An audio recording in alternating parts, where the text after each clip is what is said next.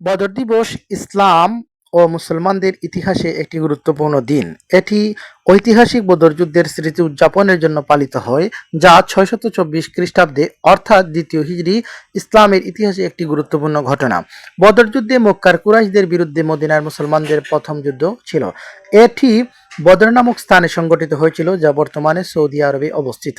এই যুদ্ধে মক্কার নবী হযরত মুহাম্মদ রাসূলুল্লাহ সাল্লাল্লাহু আলাইহি ওয়াসাল্লামের নেতৃত্বে মাত্র ৩১৩ জন মুসলমান সৈন্য অংশগ্রহণ করেন, যেখানে কুরাইশদের বাহিনীর সংখ্যা ছিল প্রায় ১,০০০ অথবা ১,০০০-এর অধিক।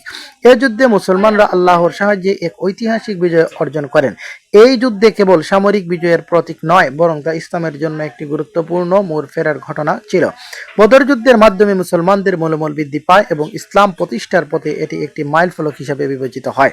বদর দিবস সাধারণত ১৭ রমজান তারিখে পালিত হয় এবং মুসলিম সম্প্রদায় এই দিনটিকে বিশেষ দোয়া, ইবাদত ও স্মরণে পালন করে থাকেন। প্রতি বছরের নিয়ে এই বছরও ১৭ রমজান মাদ্রাসা-ই হযরত আবু বকর সিদ্দিক রাদিয়াল্লাহু তাআলা আনহু শাখা কেন্দ্রে আজকে পবিত্র বদর দিবস উপলক্ষে দোয়া এবং মোনাজাতের এক অনুষ্ঠান আয়োজিত হয়।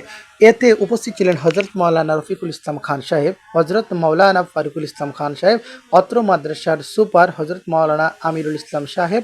এছাড়াও রয়েছিলেন হযরত মাওলানা হেলাল উদ্দিন সাহেব, হেলাল আহমদ সাহেব এবং মাওলানা শামসুল ওয়াদুদ সাহেব। এছাড়াও এখানে উপস্থিত ছিলেন আরও দেশ বরেণ্য উলামায়ে কেরাম এবং তারা প্রত্যেকেই বদর দিবস উপলক্ষে আলোচনায় অংশগ্রহণ করেন এবং